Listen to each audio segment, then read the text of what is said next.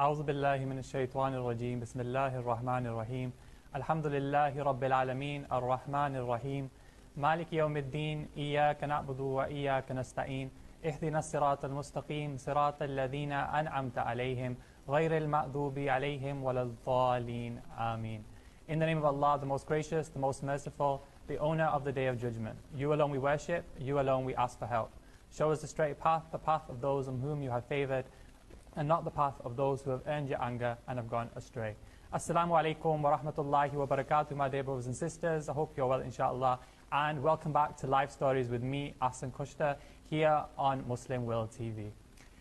Well, coming up on today's show, we are joined by a very special guest of mine and a very dear brother, my dear brother Waseem Ahmed from Bradford, inshallah. And as well as that, we'll be talking about our hot topic of discussion on whether the decisions that we take in life make our path and make our futures. And inshallah, we'll be discussing that with Waseem, and we'll be wanting to hear your thoughts and opinions. So you can get in touch with us by giving us a call live here in the studio, or by sending us in your messages, whether it be on Facebook, Twitter, or you can get in touch with me and Waseem directly, inshallah. And as well as that, if you guys have any questions or requests for Waseem, please get in touch, and you can get in touch with us on the number on your screen, 0161 241 9456, and inshallah we'll take your calls live here in the studio. Well, my dear brother is coming to us from all the way from Bradford, and is a very, very humble and sincere and down-to-earth brother. Whoever sees him always puts a smile on their face, and is always interacting, trying to give back to his community and supporting those around him.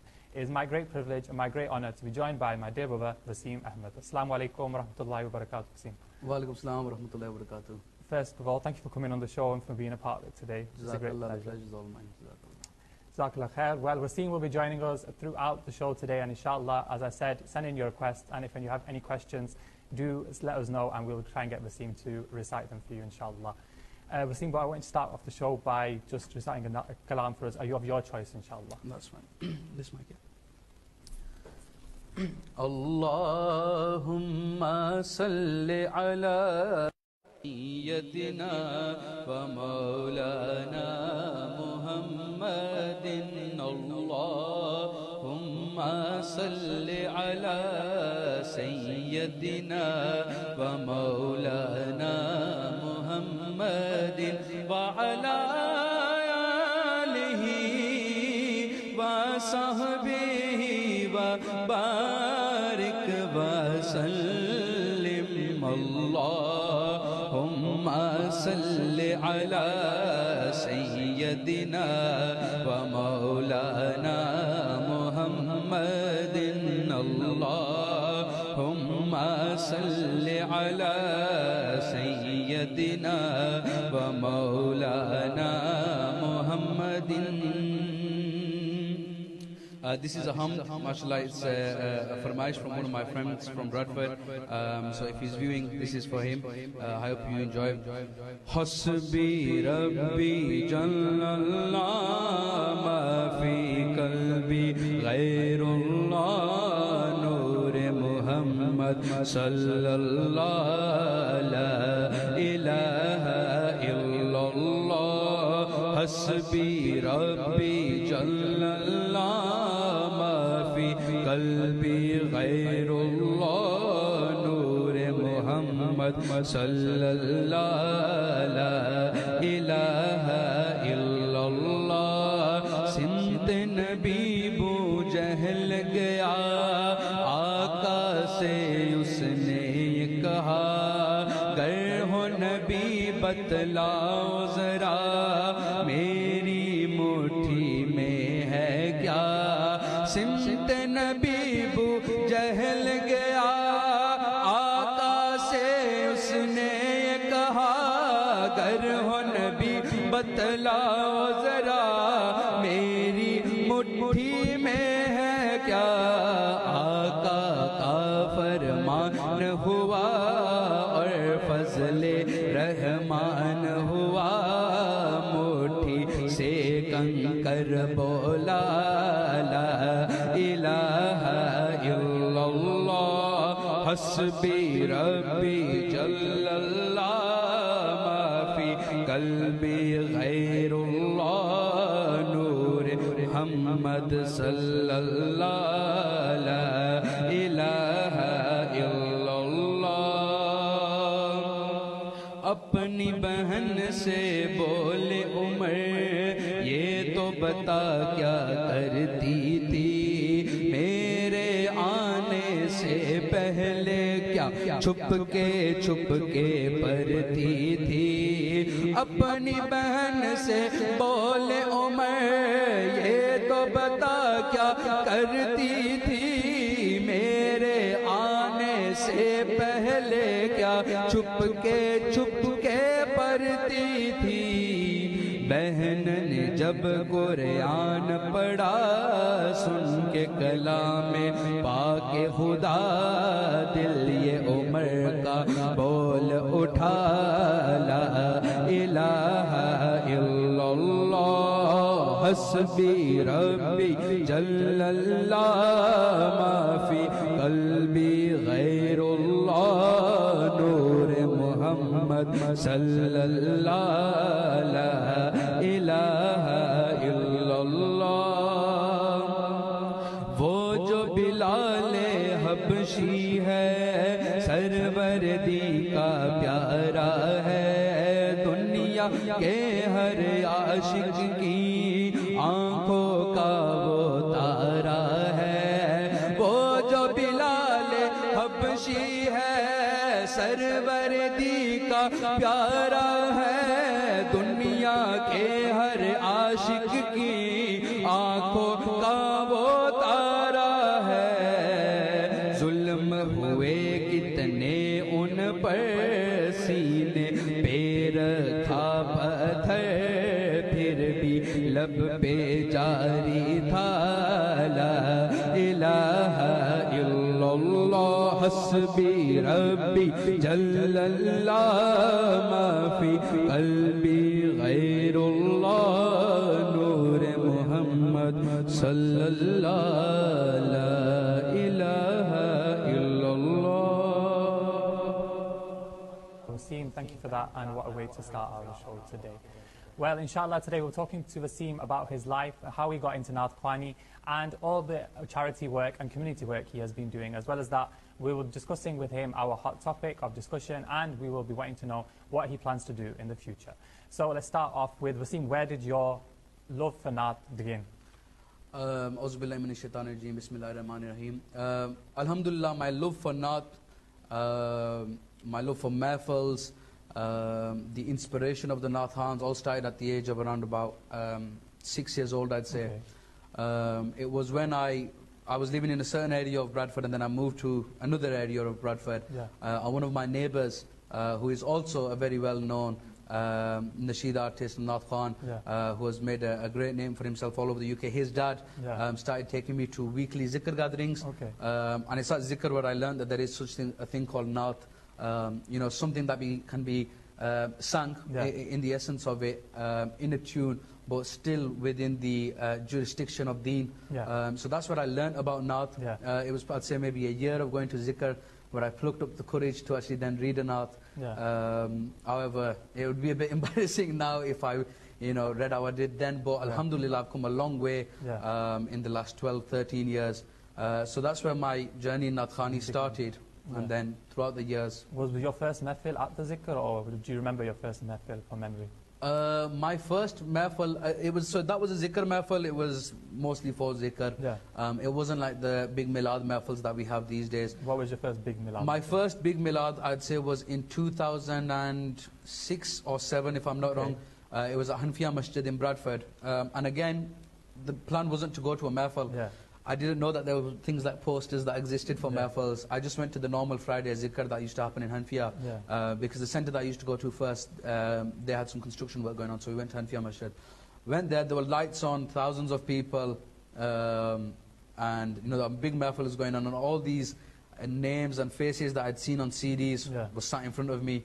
And I think it was in that mahfil in 2006 or 7 where I realised, yeah, you know, this is what I want to be around. This is what I want to do, yeah. Yeah, well then obviously being around those people, and then we do take inspirations from them. Who at that time was your inspiration that you got you into that, to be honest? When I first started off, it was my first time seeing what mahfils are and being introduced to Naat Khans. Yeah. My inspiration, as many people will know, for many, many years, since they first came to the UK, has been Qari Shahid.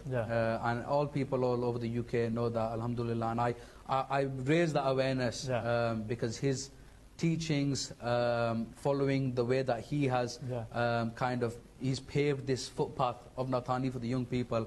That's since 2008 when I first met Qari Sahib. Prior to that, I'd say every Nathan that I came across, I was just in awe. When it came to the time 2 years later in 2008 where I met one particular Nathan, and that's kind of who I followed, and it was the person who made me feel the most spiritual. So I think I can agree with you on that. Obviously, knowing Qari Sahib and seeing him, he's very humble, down to earth, and the character that he builds a relationship with you guys, and he'd done that with a lot of youngsters in the United Kingdom. I think it's important to remember that this is the Muslim world. So this isn't like the Western world where, you know, there's concerts and there's singers. These are Naat Khans.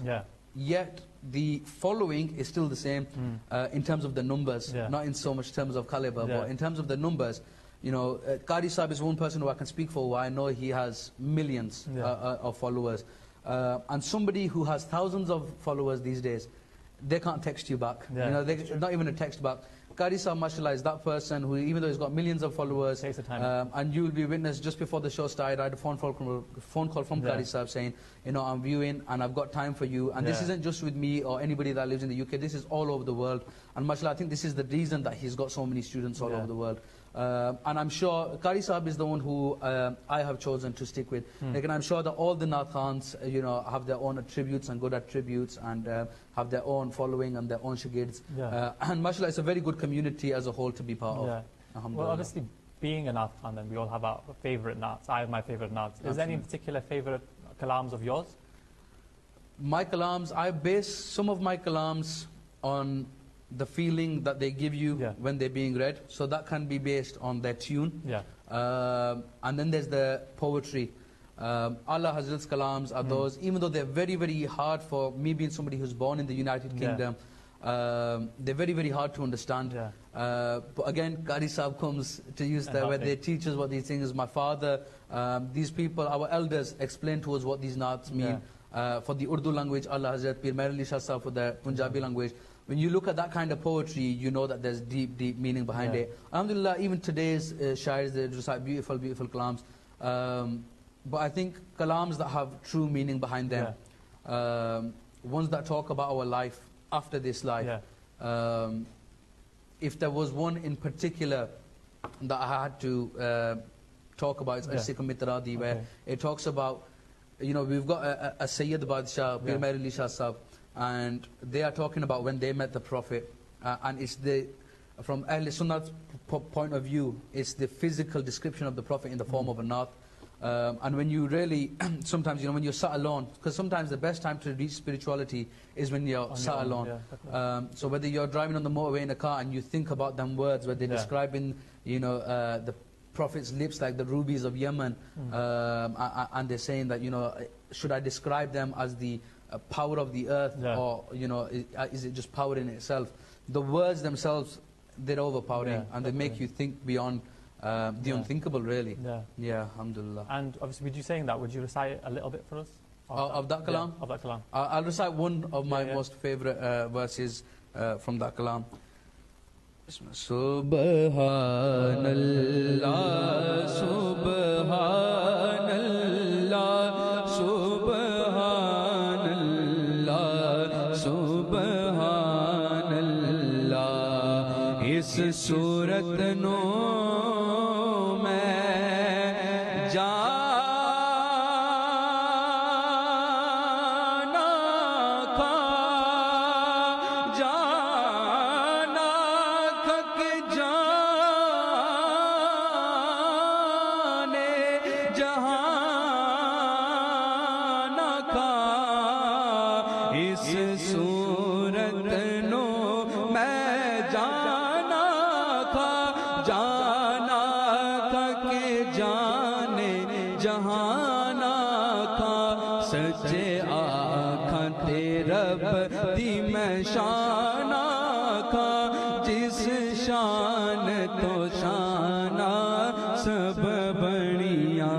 Subhanallah, Subhanallah.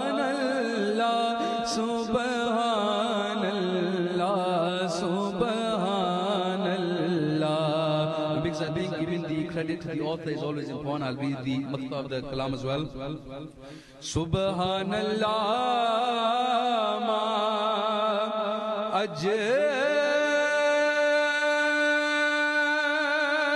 malaka ma ahsan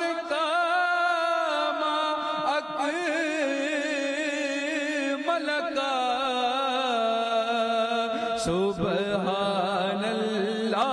ma ajmal kama ahsan kama akmal ka kithe mere ali kithe teri sana gustakhiya ki kithe jaayariya subhanallah subhanallah subhanallah subhanallah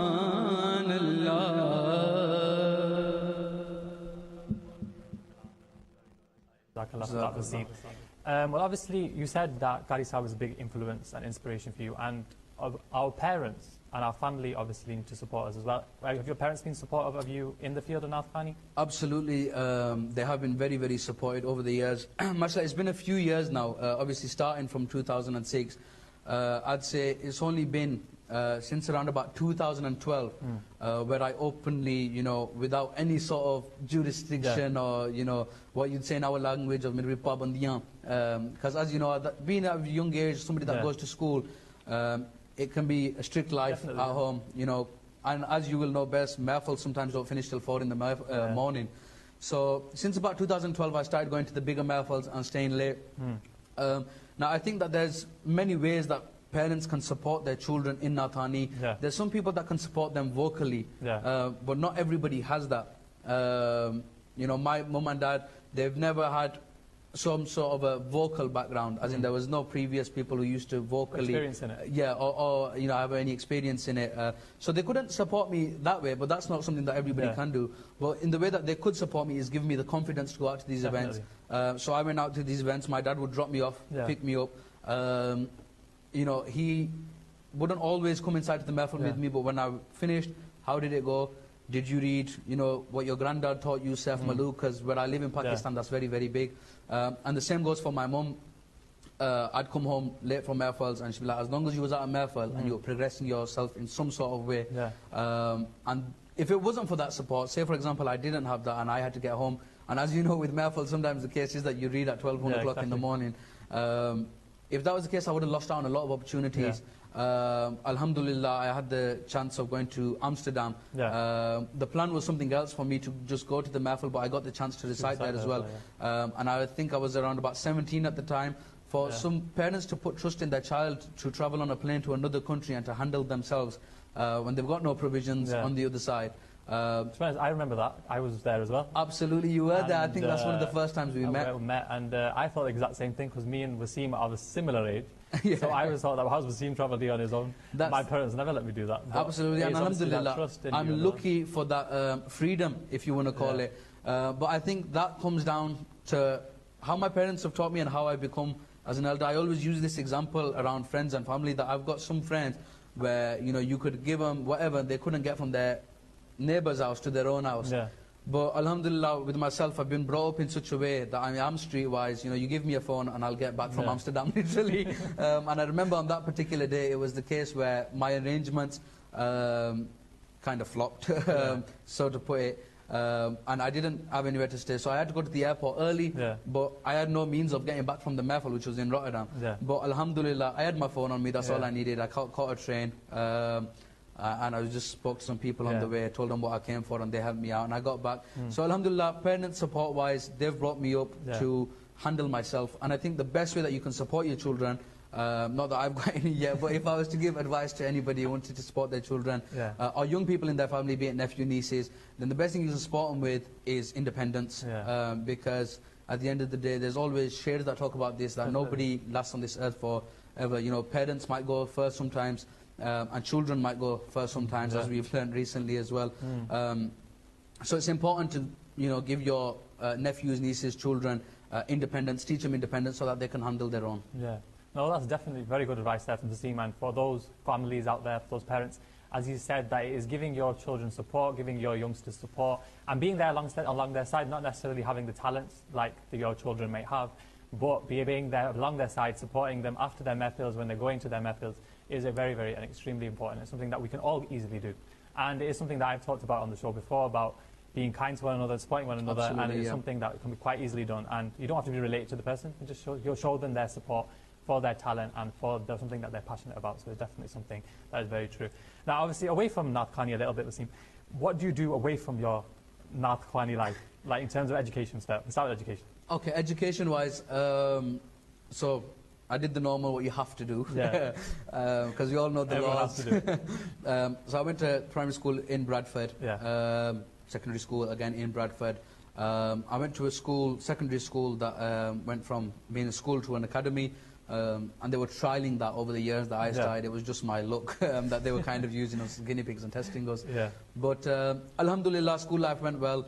That's where I gained a lot of my confidence, and I actually remember when it happened and how it happened, where I got the confidence over the years. So my school life was brilliant. Yeah. I had a lot of friends, everything. Then I went on to college, and I went through a stage where I think it happens with a lot of young people where they don't know what to do. Definitely. So I was like, shall I doctor bana? Yeah. You know, or shall I go into IT? What shall I do, kind of thing? Or, you know, shall I just work in a takeaway all my life, kind of thing? You know, people do struggle. You have an identity crisis. And one thing I knew is that I like health. Yeah. I like helping people, being kind. I like supporting people. So I went forward into college with the health and social care course. Okay. I did a level 2 diploma in that, and then I did a level 3 diploma in that, and then I had the choice between going to university or getting a job. Yeah. I could have done both, but I chose not to go to university. Okay. Reason being, It's difficult. it is difficult, and I think that university is such a thing that is made for certain people. And it's slightly more overrated these days, isn't it? Absolutely, yeah. I mean, we all know how the economy is doing Yeah. and how the educational climax is at the moment, where, you know, we always hear stories of people with degrees not getting very good jobs. and But I struggling won't, to get jobs, absolutely, but I won't put down people who are studying or getting degrees as an absolutely fantastic thing to do, but if it's suited to you. Yeah. Throughout my school life, if I broke you down my qualifications, the only ones that were actual GCSE were the ones that had to be GCSE. Yeah. The rest were all BTECs, and the reason being, not because at the time I wasn't bothered about which one holds more value or which one doesn't hold more value. I always got taught, and this was from home and in school, that do what you love. That is what everyone should do. Absolutely. And for me, coursework is a better way of working. Yeah. I can't sit down and revise. I'm not that type of... I can't sit still anyway, as you know. Same in Maths, but I can't just sit down at a desk for 6-7 hours and, you know, just copy out of a book. That's not me. I have to be active. I have to be doing something along the way. I like placements. I like volunteer work. So university, for that reason, wasn't for me. Maybe in the future I might choose to go back if I feel the need. But alhamdulillah... You've always got the chance, haven't you? Absolutely, you've always got the chance. And you always hear the stories that people that go back to university later on in the years. So for now, it's not for me. I'm quite happy where I am, where I've got to education-wise. I've got a good job now, alhamdulillah. And I'm moving forward, I'm progressing. So as long as you're not going back, stay where you are. That's the main thing, That's definitely. fine. And that is a good point to take a break. So inshallah, we'll be talking to Waseem about his life. And inshallah, I'll talk to him about his charity work and his dear brother and my dear brother, Taqueer Anjum, inshallah. We're talking about him and how he had an impact on Waseem's life. So don't go anywhere, stay tuned, and we'll be back straight after this short break. Wassalamu alaikum wa rahmatullahi wa barakatuh.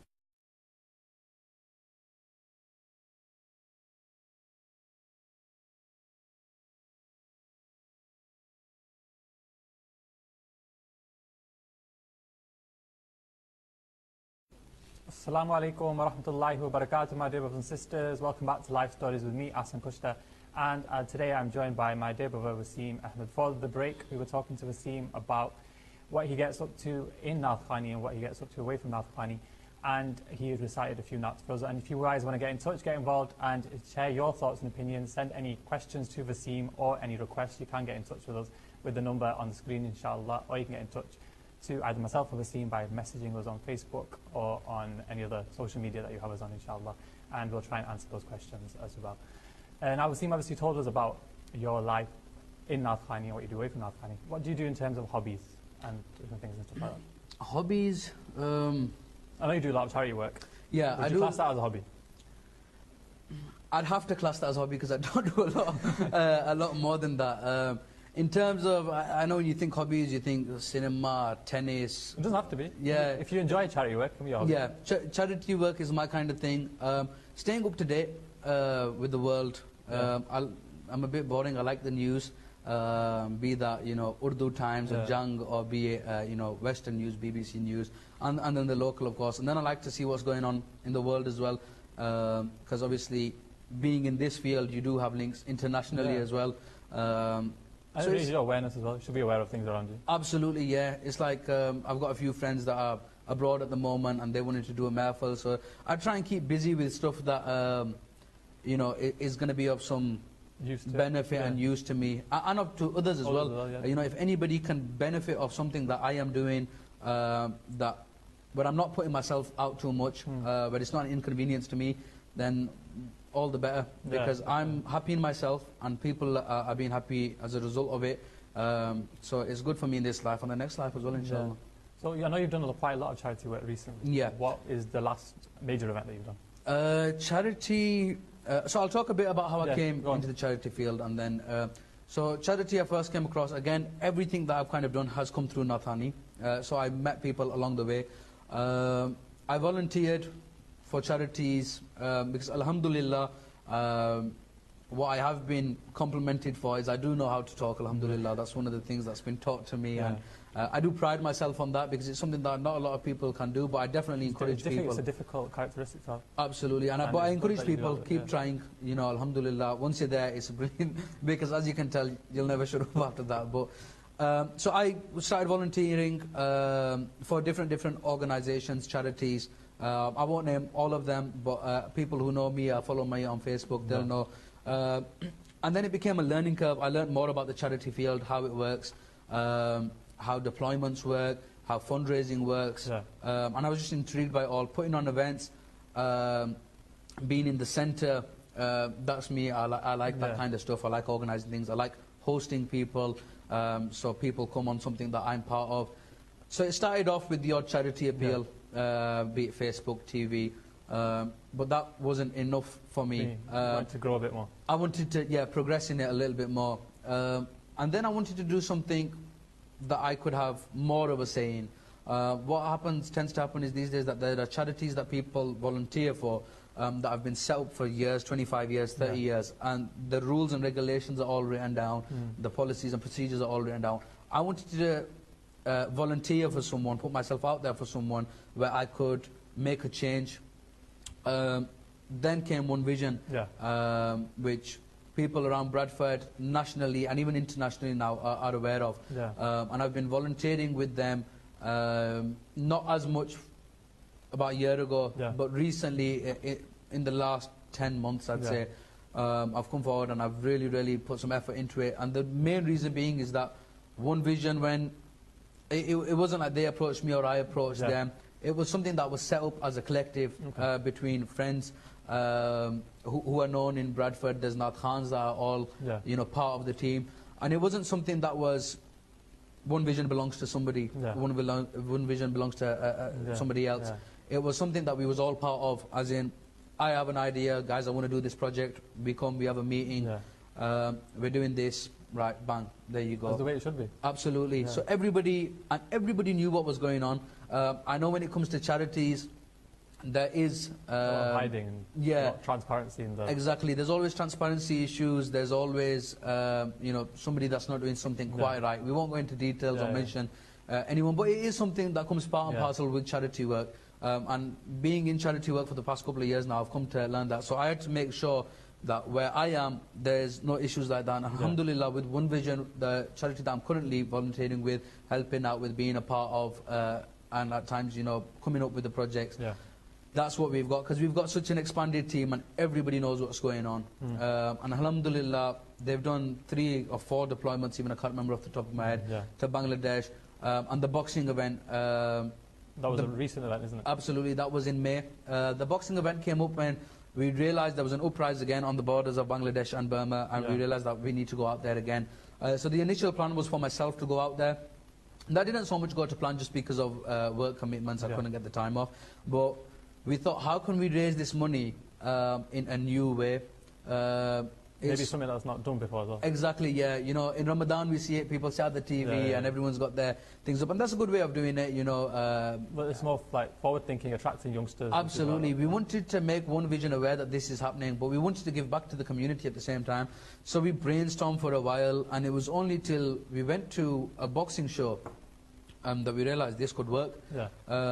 So the whole team came together. You know, we had Razak, we had Kashif, Jawad, everybody that's familiar with One Vision will know the team members, Naseeb. And we thought we're going to put on a boxing show, but being One Vision and the passionate people we've got in our group, Razak, Kashif, Jawad, everyone, we knew that we wanted to do it in a way that's never been done before. Yeah. So it was an amateur boxing night, but the setup was like that of something that you'd see on Sky Sports. Yeah, normally how it goes is the amateur boxing nights, they you know, set up, and there's not really the lighting, but we wanted to bring everything. We wanted to put on a show. Yeah. And the aim was to sell tickets, get sponsors to cover the event, sell tickets, and whatever was raised straight into the pot for the Muslims that were struggling at the time on the borders of Bangladesh and Burma. At the same time, whilst we were campaigning this event, we were putting up banners, posters, Bradford, Oldham, all the surrounding areas. At the same time, every single weekend in the rain, sleet, snow, because if you remember this year gone, the snow continued up until, I think it was end of April we had our last. But because the planning started, I'd say mid-March, we was out there, rain, sleet, snow, and we was doing road collections. And this was just to raise any more money that we could bring forward. And I'm sure a lot of people will be aware of that, because Manchester did it a lot. Absolutely, we went out to Manchester. Different cities. Yeah. Five, 6 cities, wasn't it? 5, 6 cities it was, yeah. It was like, it was unofficially named the UK One Vision Tour, where we went out, we went to Manchester, Birmingham, Bradford, Oldham, and I'd like to give a massive shout out at the same time to all those communities that supported us, not just for that one deployment, but for the 3 previous. You know, One Vision says this on the mic all the time, that One Vision cannot go out there with just Waseem going out, just with Razak going out. It's the community that enables us to go out there. So massive, massive shout out to all the communities that have supported along the way. Coming back to the event, we put on the event, and my job was then as the host. It's something that was new for me. I'd never ever been a master of ceremonies for a boxing event, and I had, you know, people putting me on edge, saying, you know, Michael Buffer is the name that, you know, everyone knows. So I was watching videos, saying, how am I going to do this? How am I going to deal with this? And then there was another issue that I was scared of, because a boxing rink has about a 1 foot space in between the bands that go around the ring. Now 1 foot is always going to be a problem with a guy my size, so I was kind of going into boxing gyms and practicing just that one thing, getting in and out of the ring. And then I had my cards, and I dressed up for the occasion as well, you know, I wore the proper thing, but there was something that I experienced in that ring at that time, and this is kind of away from the charity, but more on a personal basis. There was a brother Naseeb Abbas. When the event was set up, there was around about 1,700 people on all 4 corners. So more than I've ever had the opportunity of reading in front of in a mahfil, so it was very different. So I've got 4 people on corners, I've got sunglasses on, and I've got these bright lights in my face, and there's people just talking. And within a few seconds, it was going to be my voice on the mic that had to make everyone go quiet, and then at the same time hype them all up. So I thought, how am I going to do this? But then, just one moment, I thought to myself, this is me. And Naseeb, and I was walking around that ring like I owned it, even though I wasn't going to be boxing, thank God. But Naseeb came up to me and he said something to me, and he says, are you not nervous, bro? And I just looked at him and I said something to him, and I says, in this room of 1,700 people right now, I know for a fact, and this isn't you know, to put anybody down, this was for my own self-confidence. I said to him that I know, when I'm in a mahfil, for example, there could be 2,000-3,000 people sat in front of me, but there'll also be 20 Nathans on either side. And mashallah, every Nathan in the UK, I have a very close friendship with, alhamdulillah. But I also know that vocally, some are better than others. And I know, for myself speaking, a lot are better than me, vocally speaking. And there's always that thing that I'm going to go on stage, and for the people that understand the techniques of the, you know, the reciting and all, that there is somewhere I might make a mistake, even though the wider audience doesn't always realize, but the people on the stage will. So there's always that nervousness, oh, I don't want to mess up, you know, these people will realize. But I said something to Naseeb that day when I stood in the ring, and I says, I know for a fact, this isn't like a mahfil, I know 1,700 people in this room are not going to be able to do what I can do today. Definitely. And it just gave me that confidence. And when I finished the night, I was knackered because it was 16 what are called bouts, boxing fights. And I was absolutely shattered, but I felt relieved at the end of it. Being able to do something. Absolutely, and it was something that was completely me. Yeah. And it made my and that could, might be seen as a bit self-centered, but the wider kind of benefit that it's had is it's made my love for charity grow even more. Okay. Because I know that it's charity, it's people like the ones who originally set up One Vision that have given me these opportunities, and it's charity events where I will be able to fully utilize all the qualities that I have, alhamdulillah. So this is my kind of advice to everybody, that get in on the charity field, because it's a very, very, should you find a good charity to volunteer with, then definitely get involved with them, because it'll build you as a person and you're giving back to your community. So that was the thing with the boxing event. It went very, very well. I can't remember off the top of my head how much we raised. It was around about, don't quote me on it, it was around about £10,000. Okay. And it contributed to, I think the total was around about £63,000. By the time they were setting off, the team was setting off to Bangladesh.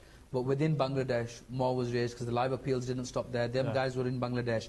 We set up a live streaming system where them guys were live in Bangladesh. And I was live here, so I was still doing my part. And alhamdulillah, charity's always been positive for me, especially with where I am at now. It's made me more familiar in the public size, and this is all for those who are less fortunate. So, there is things that I have gained from it, but alhamdulillah, because of it, we always mention there's 800,000 people that are still on those borders, and if one of them gets to eat for the night, if one father gets a bed to sleep on instead of a cardboard box, if one child can go to sleep without crying because his mother's going hungry, or vice versa, then your day's been worth it and your time has been worth it, alhamdulillah. And hopefully you might have inspired some people there to do the same, because all of us can make a difference within our communities, and we've all got the characteristics, we've all got the qualities to be able to do that. So definitely what Waseem said is something that will resonate with quite a lot of you, and inshallah hopefully we can all make a difference together. And it's something that you did say there, and it links to my hot topic of discussion that was on for today.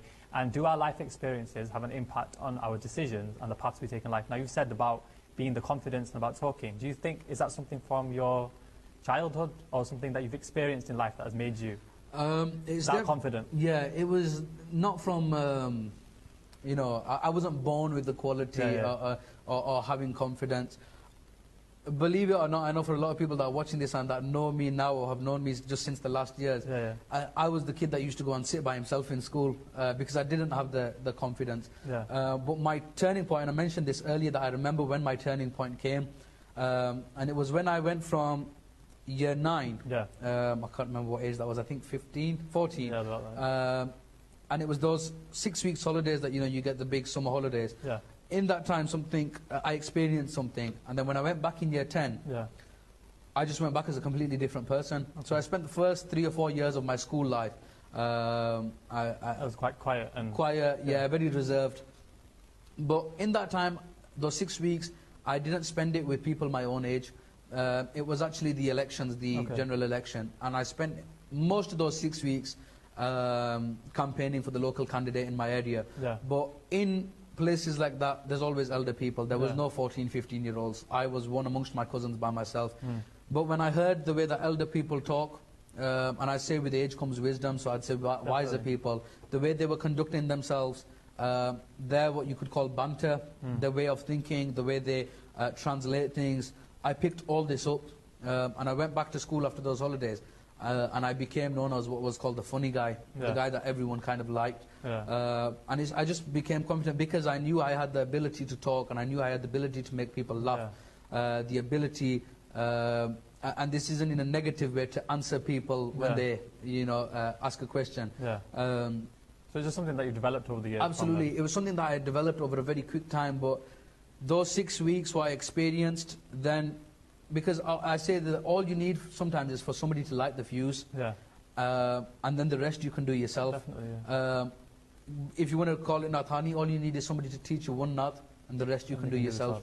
And it was just that I needed that fuse, that lightning, and from there everything just picked up. And now I know that I can walk into a building, be it comedians all sat in a room and I'll fit in, be it all ulama, nathan sat in a room, I'll fit in, any sort of type of gathering. And it's that ability to adapt yourself, and you only learn to adapt yourself when you've experienced those settings. So if somebody said to me, now walk into a room full of astronauts, I know what they're talking about. I wouldn't, because I've experienced it, but the second time I go, I will be. So my advice to people who want to build their confidence, I want to be somebody who carries themselves like that, is just dabble in everything. You know, sit with your elders, see how they talk. You know, if you've got links to Pakistan, go to Pakistan, go to India, Bangladesh, wherever it is, and see how these people conduct themselves. Because I am a firm believer that with age comes wisdom. And somebody who's 10 years older than you has seen what you are seeing now, you know, 10 years ago, and they've got the experiences from it. So that's just how to build your confidence and to make yourself. To be honest, I can relate to what you said with that year 9 thing. At high school, I was quite a reserved person. A lot of people think I'm still quite reserved. But that confidence came with me was to do with people maybe looking down on me, saying that, oh, you can't do this, you can't do that, and maybe me thinking that I couldn't do those things. But over the years, I've had people around me, whether it's teachers, whether it be friends, whether it be family, who have said, no, you can do it. And if you think about it, that a lot of people would go through that in their life. That they get looked down on, but then they can learn on it and then progress and show those people, no, I can do it. And it's those differences. So it's like you've said there, it's quite something that would resonate with quite a lot of people. And stories like that definitely something that we should all relate to. So our decisions, our experiences all do definitely make a difference to us in our life. And I'm going to change the topic slightly, and I'm going to do the game that I do, and a lot of people have liked it, especially the youngsters. And a lot of people don't even know about it. Like Waseem said to me, that they don't know what it is. So we're going to try it. And it is never have I ever. A lot of people do not know what it is. And I'm going to ask you a question. I think I've got the rest of your sheets here. Will you be needing them? I'm going to ask you some questions, and it's whether if you've done it, you put never, and if you have, then I have. Makes sense? Quite simple. All right, so I need both of them. Okay, so cool. If you've done it, you just put I have. If you haven't, then you put never. Never have I ever wanted to live in a different country. I have. What country would you have thought of living in? Pakistan. Why would that be? Reason being, when I first went to Pakistan by myself in 2013, well, I say I went with myself, I went with my uncle. But I got to experience Pakistan on a more of an independent level. My decision has since changed, but at that time I wanted to live there. Just because I love the culture. It was something new for me. I was quite young at the time. I actually had my 16th birthday whilst I was there. But yeah, if I ever wanted to, then that was one. Or never ever wanted to speak another language. What language would that be? Mine's Arabic. I think a lot of people say Arabic. And I think because with the Middle East becoming so open, a lot of people it would be useful. And understanding the Quran as well, which is absolutely, that's one of the main reasons.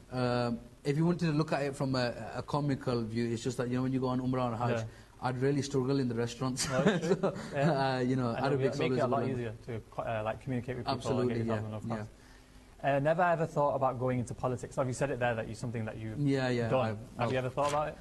Yeah, I have. Why would you not, or would you? The reason I would is because doing things for the community, that's me. Keeping what you'd say, keeping face with the community, as in regular meetups. Again, that's me. Coming back to the reason that I wouldn't, with politics comes politics. So to put it, there can be negative sides to politics. When you're not in politics, you can always be everyone's favourite. When you're in politics, you won't be everyone's favourite.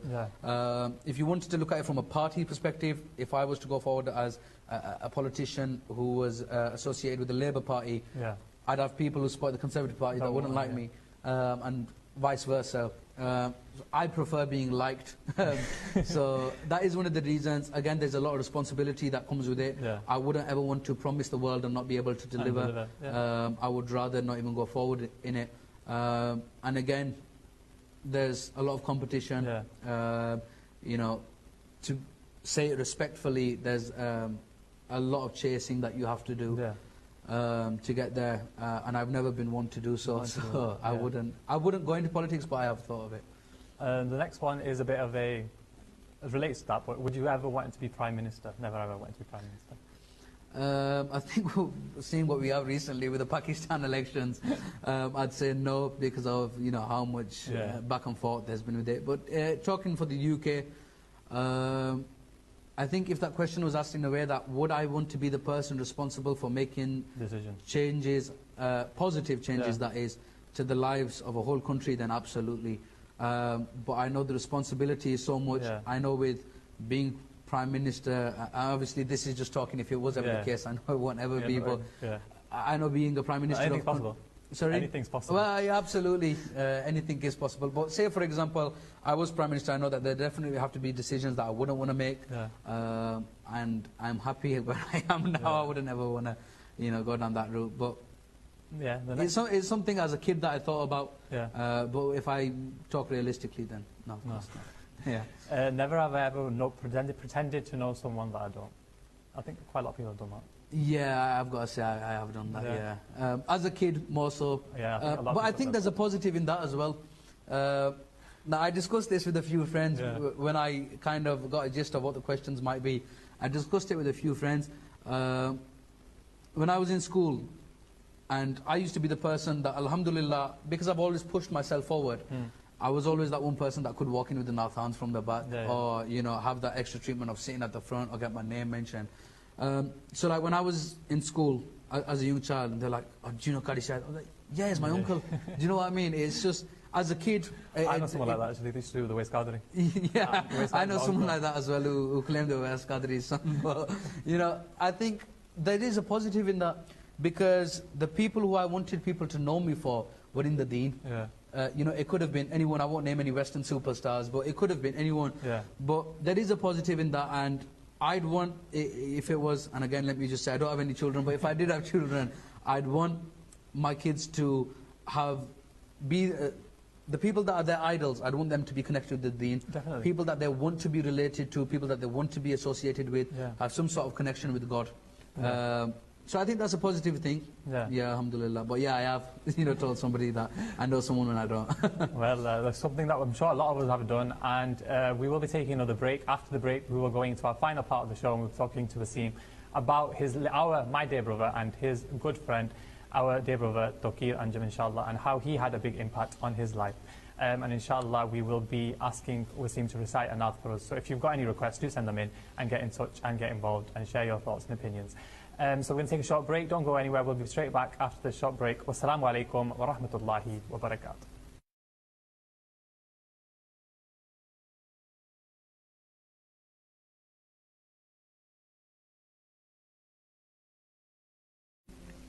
Assalamu alaikum wa rahmatullahi wa barakatuh, my dear brothers and sisters. Welcome back to Life Stories with me, Ahsan Khushtar.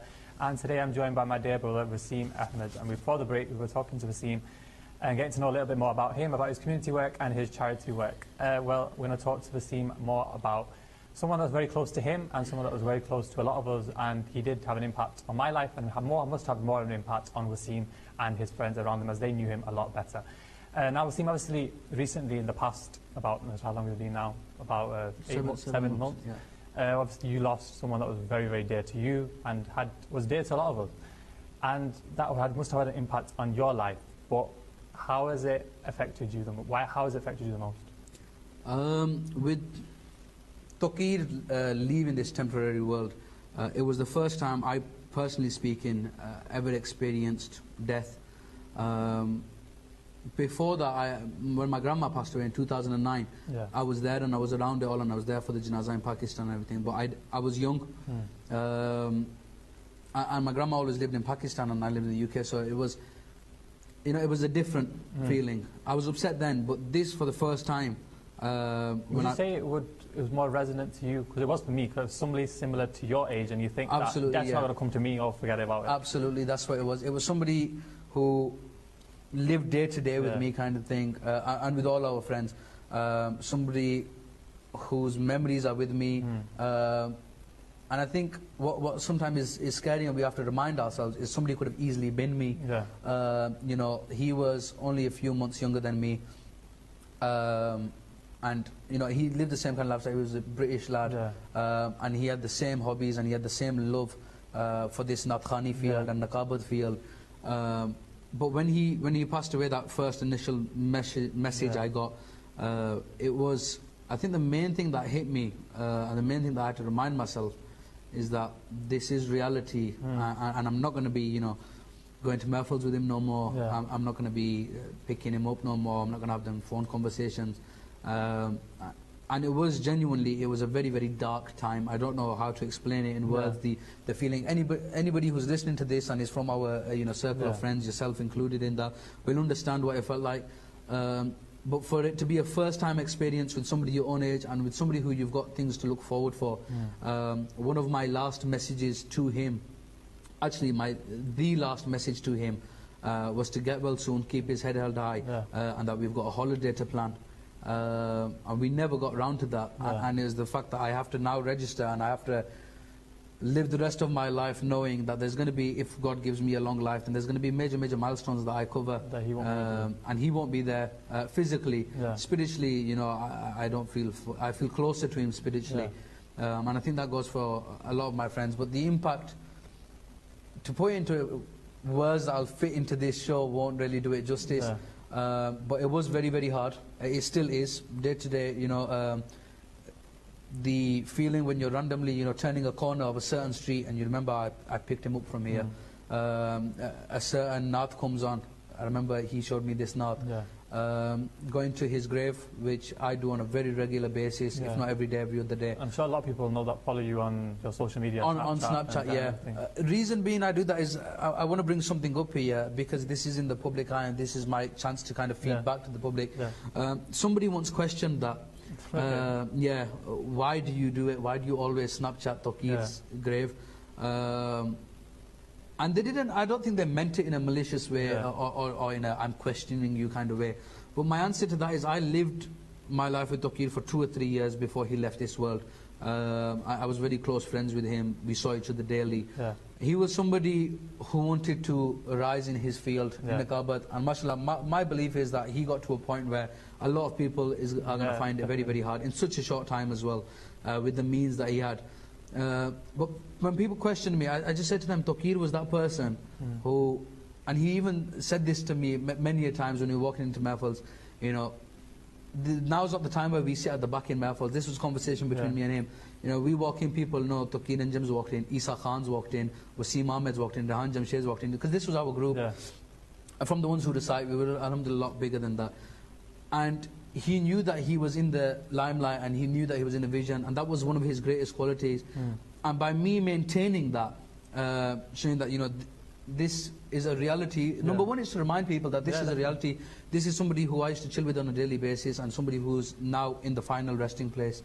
And it's to remind people, number one. Number two, to make sure his memory lives long. Taqueer was one of them people, and alhamdulillah, I don't just say this just because I'm his friend. He's one of them people that I don't think anybody's got a bad word to say about. Till today, I've never heard anything.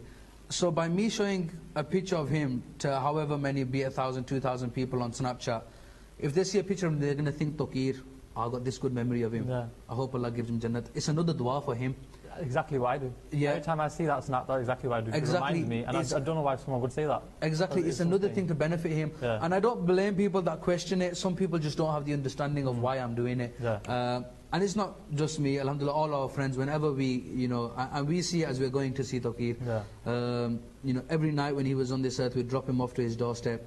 On the day that he left this earth, we dropped him off to his final place, and alhamdulillah, we go back every other day. His family, I want to touch upon his family. Our group of friends that were close with Taqueer and have got even stronger since he left. We're very lucky because of Taqueer's family. His mum, his dad, his uncles, his brother, all of his family, his sisters, his granddad. I think the fact that they gave us the opportunity to do so much for Taqueer. A lot of the time, traditionally, you see, and I base this based on what I've seen within my own family. When we have a death, it's very, very private, which is absolutely acceptable. It's time for the family to then take advantage of those last few moments they have with their loved ones. But mashallah, Taqueer's family, from the moment we found out, they let us be part of the service in the morning when we went to go to visit Taqueer. A brother from Rochdale, Ahsan Najim, he presented the Mu'i Mubarak, the blessed hair of the Prophet Muhammad sallallahu alaihi wasallam, to be placed with Taqueer when he's buried. And alhamdulillah, that was an opportunity I was given, because he approached me and I approached Taqueer's dad, and I says, you know, this is how we're going to do it, and this is, you know, are you okay with it? Yeah.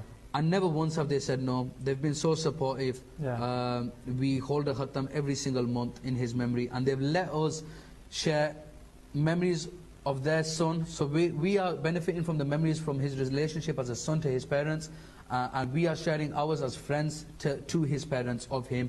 And now we just class each other as one family. Yeah. Alhamdulillah. Every month we gather to meet them, and I'll always be grateful for their family. Alhamdulillah, the 40th Khatam, they completely let us, you know, Yeah. we wanted to, not so much, I think the words taking it off their shoulders is the wrong terminology, but we wanted to do it alongside them. You know, friends and family come Yeah. together for somebody who we had so much love for. And his life was exemplary, his janazah was exemplary, his burial, until today, you know, the Khatams we have, everything about him was just so amazing. If I start the whole, you know, about his qualities, I don't think we'll end the show till midnight. But, you know, it was something that I experienced. A bit of advice just to end it on for anybody who has close friends, family, people who they've got a lot of love for. Take advantage of them. You never ever know, and that's in a positive way. Yeah. You know, I don't want anybody cropping that. Take advantage of them in the good way. Yeah. Spend Spend time with them. Tell people you love them. Go out for meals. Make time for them. You never ever know. Had I known what was going to happen with Taqueer, there's so much more. You know, we used to do a lot, but there's so much more I would have done. And this goes for all our friends. And anybody who is close to you, spend time with them. And there's a quote that says, live your life as if it's your last day. Yeah. And I think that's something that's can be of a massive benefit if anything like this ever happened. Because when somebody passes away, you can always sit back and think, I didn't get to do this. I should have said yes to going out on this day. You know, there's messages and memories of Taqueer that we come across every single day. New pictures. There's a few that Taqueer's mum gave me a couple of days ago. And there was pictures of there from our holiday on Marrakesh that I hadn't even seen 7 months down the line. And it just brought that back, that moment where it was Jummah, we was in Marrakesh, and I thought that moment, you know, and it brings back those things. So, you know, take pictures with your friends and live those memories, because you never ever know when it's going to be your time. Take advantage of the people that are around you, love those people that are around you, and if you've ever got friends or family who have lost someone, then be a support to them. Had I not had my group of friends, my family, when that happened, you know, I don't know how I would have dealt with it. Same goes for the rest of my friends. And alhamdulillah, we were a support for the family of Taqueer, and they were a support for us. So we've come together as one. It was a very, very dark time. But alhamdulillah, now we're working towards building that name. Things, you know, Taqueer raised it to a maximum level, and we want to make sure it's maintained. Yeah, definitely. So inshallah, another thing is next year, our Mahfal, we did our first Mahfal as a group of friends last year. From now on, our big Mahfal in Rabiul Awwal is going to be in Taqueer's name. Inshallah, as the time goes on, you know, we'll tell the viewers more about that. But, you know, that's what happened with Taqueer. That's how we dealt with it. Obviously, you've said a lot about Taqueer there, and from my perspective, Taqueer was someone that every time he saw me was most humble, always smiling, and always wanting to speak to me or giving me time, to be honest. Absolutely. And I, to be honest, afterwards now feel that I didn't give him enough time, and it's something that obviously that I think about quite a lot. And like you've said, you've spoken a lot about him. So inshallah, if the show continues on until then, I would love to do a show on Taqueer's life. Absolutely, and get you all guys on, get Isa, get Rehan and everyone on, inshallah. Absolutely, inshallah. And talk about Taqueer and his life, inshallah. So we're going to move slightly away from that because of the time passing. The platforms for the youth in the UK has been something that's grown quite a lot in the past 3 years.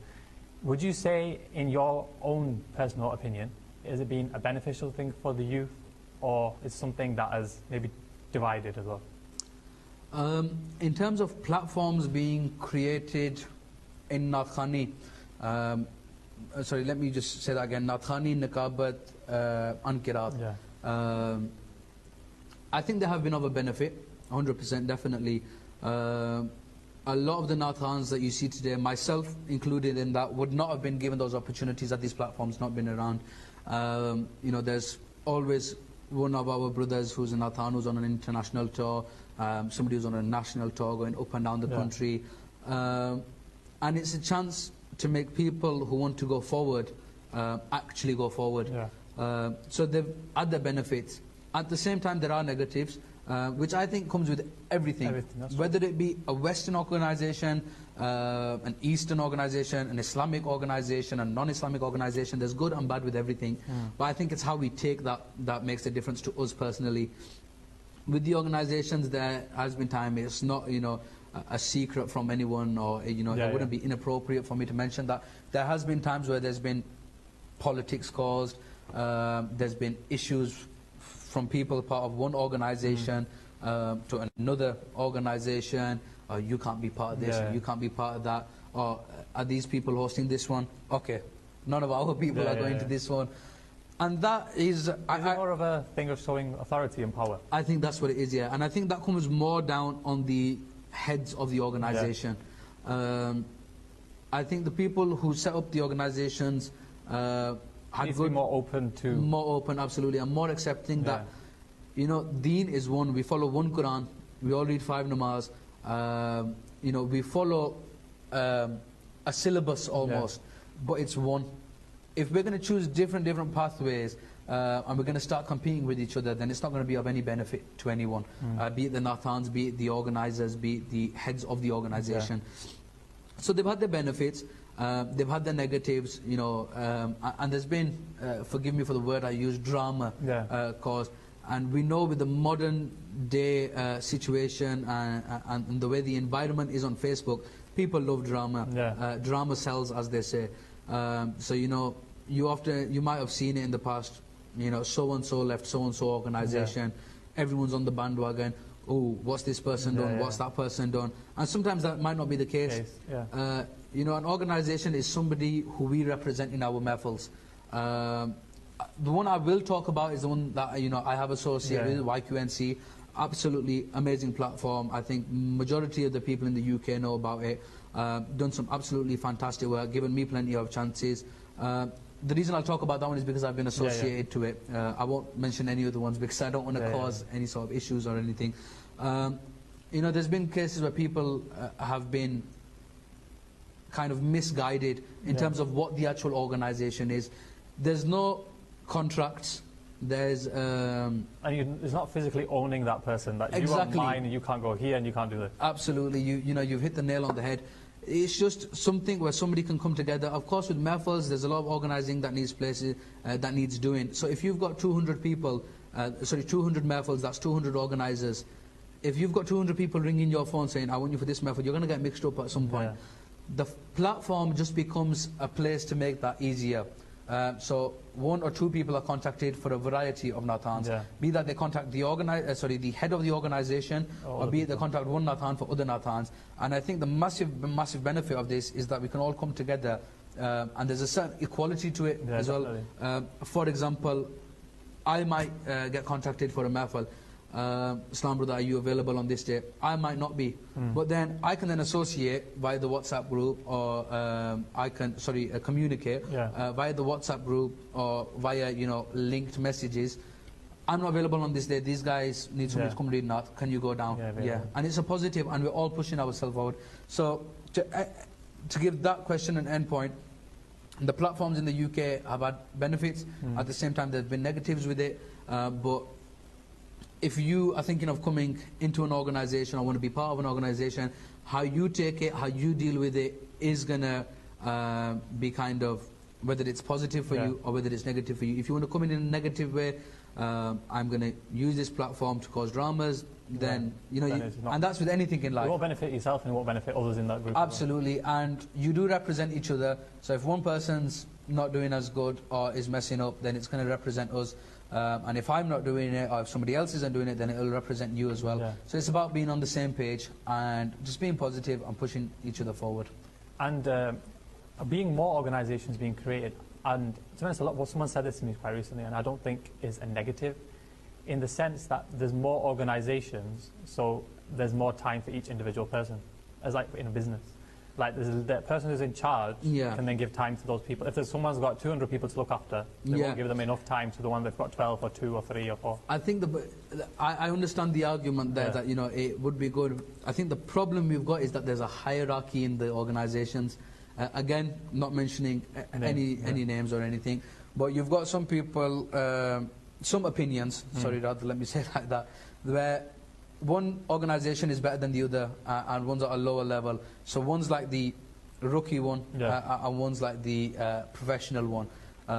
So you've got like a higher group of Naat Khans, Nasheed artists, and the ones in the lower one want to be in the top one, and the ones in the top one look down on the bottom one.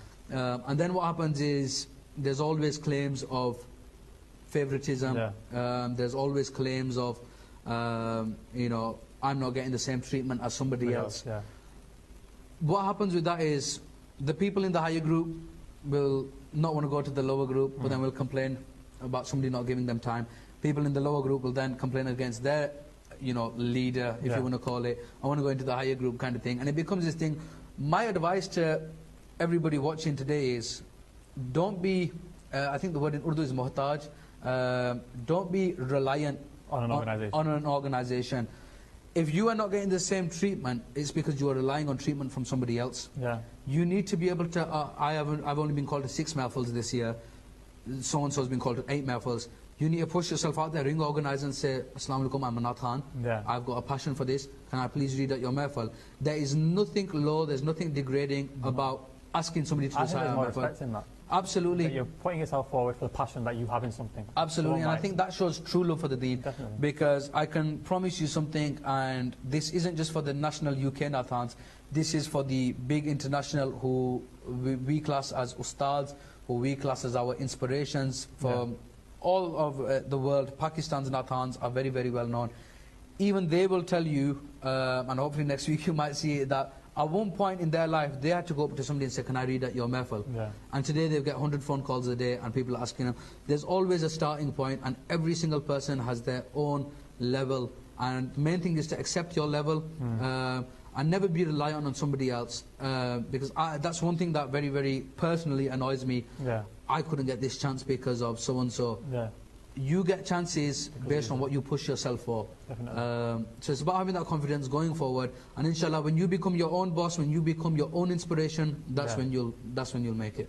And another question that relates to that and the youth of the UK, and it's something that's been seen on social media quite recently, and it's come to my mind because I actually saw Mufti Munawwar yesterday, who came to my house, and he brought it up as well. This pop culture between the young Naat Khans, do you feel that is something that is being, is it something that's bad, or is it something that the Pakistani Naat Khans are maybe encouraged in the sense? I think my opinion is not going to be one that's going to be, I think I might get a lot of hate for it, but I want people to hear me out. This is my chance to explain my side of it, and I might be sharing the opinion of people that are involved in it as well. I'm not saying I am, I've not spoken to anybody about it, but I think it's got its positives to it. A lot of the questions is why is somebody wearing jeans, why is somebody wearing a leather jacket, why has somebody got their hair, or why is somebody not wearing a topi? My response to that is, wearing a topi is not the end case. I'm not wearing one today. You know, it's not the be-all. Your attire doesn't define you. Absolutely. It's not the be-all and end-all of Naat Khani, or of being able to represent the deen in this way. Yes, where Islam says you're not allowed to do something, as in there are questions out there which people have apologized for, and people have brought to Naat Khan's attentions, where taking pictures with women, ghair mahram women that is, getting people to, you know, raise their hands, make some noise, whatever it is.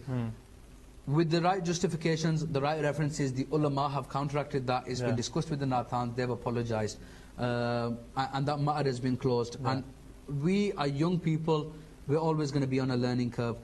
What I do want to pick up on is the people who come on Facebook, excuse my terminology, but bash the Naat Khans. I think that is the worst thing anybody can do. Alhamdulillah, I'm a very confident person. It would take a lot for somebody to make me stop wanting to do something. And it's something that Mufti Munawwar said yesterday as well. He said that by discouraging someone, he's done it, but he said I was just making a point to somebody, to people thinking that as an ulama, he's not responding, he's not showing that it's something being done. But he thinks that it should be done in private, and it should be done by the organisers, the people who lead these people. Absolutely, They should be guiding them, should be giving them advice, and maybe even Pakistani Naat Khans should be guiding them and giving them more advice on things like that. Well, they say that the worst kind of education is through humiliation.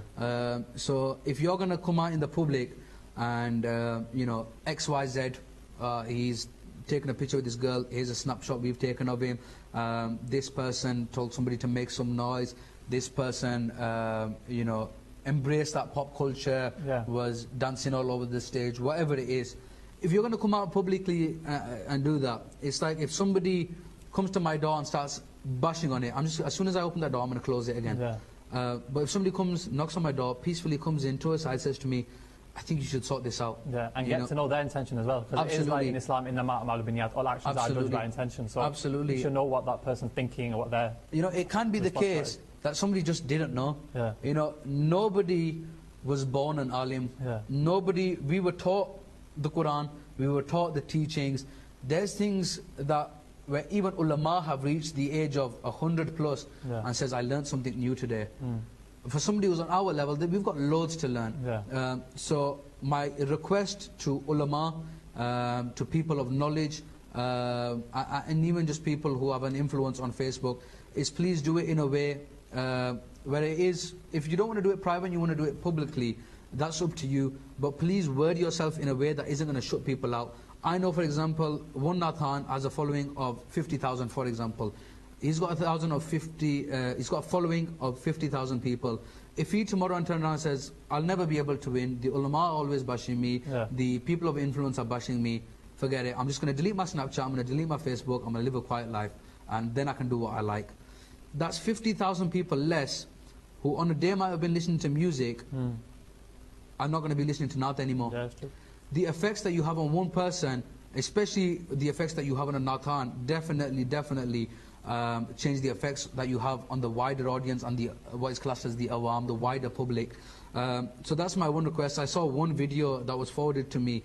I won't mention his name. He was an imam from Luton who referred to the Nasheed artists and Naat Khans in quite what I would class in a disgusting way. But again, that is something in private, because I've just given this, you know, advice, and I'm going to take it myself in private. That one day I intend to speak to them about. But I'm just giving you an example of discussing the story. That this person came forward and swore, degraded, and was very, very offensive towards the people in question. We saw the recent, you know, Bradford Eid festival. You know, it's not a secret from anyone, and there's no point, you know, dilly-dallying around it. We saw what happened, but this was the response from one person, which was outright disrespectful and wrong. It's never been, I've never heard of that way of dealing with something in any of the Islam that I've learned in my 20 years of this earth, and I'm sure a lot of ulama would back me up on that. So there's ways to do these things. We as Naat Khans, Nasheed artists, I talk on behalf of a lot of my friends, my brothers, have a lot to learn. And it's going to only be through, we're only going to learn through the right kind of guidance, as long as it is interpreted and translated to us in the correct way, which is through love, which is one of the meanings of Islam, peace, not this bashing that we've seen happening. But when someone is in the wrong, we should correct them. And another thing to remember is that we should make 70 excuses for our brother before we say anything. So if we see something going wrong and somebody questions us, then do exactly that and try and have a word with them in private. Definitely. So, Jazakallah khair, Waseem. And it has been a great show today, and thank you for joining me, and it's been a pleasure joining Waseem and talking to him and getting his thoughts and opinions on some of the important topics that are facing us in our society, and getting to know a little more about him and how he got into Naat Khawani and how he wants to inspire, hopefully, other people to do the same. And he's given some inspirational things that he's definitely discussed there, and hopefully he'll inspire some of you as well. Inshallah, I will be back next week on Sunday, but with a special show Waseem did hint on Monday. We'll be joined by Qari Shahid Mahmood, inshallah, for an exclusive show on Monday. So inshallah, definitely do stay tuned for that. I'm just going to ask Waseem to recite a short kalam, and inshallah on that note we'll finish the show, and I shall see you all next week. So for me and Waseem, wassalamu alaikum wa rahmatullahi wa barakatuh. गुलामे Panjtan बन के रवाए हो दुआ मेरी, गुलामे पंजतन बन के रवाए हो दुआ मेरी, हर एक मुश्किल च दे दाए सुकून नादे अली मैनो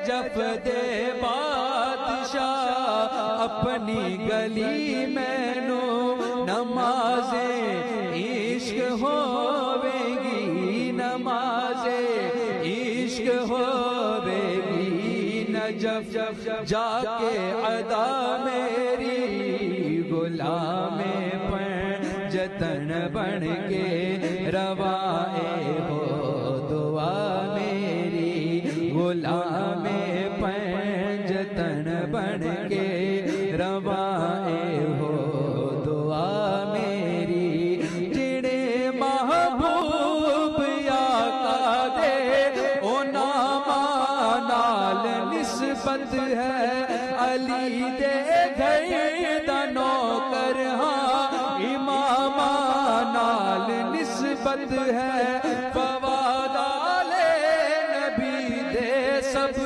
غلام نال نسبت ہے نجف ایمان ہے میرا نجف ایمان ہے میرا شریعت کربلا میری غلام پنجتن بن کے روائے ہو دعا میری ہے مولا اے ہو دعا میری ہے مولا اے ہو دعا میری.